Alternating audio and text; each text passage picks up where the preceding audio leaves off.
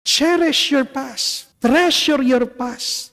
But also, learn from your past. Do not waste your wounds.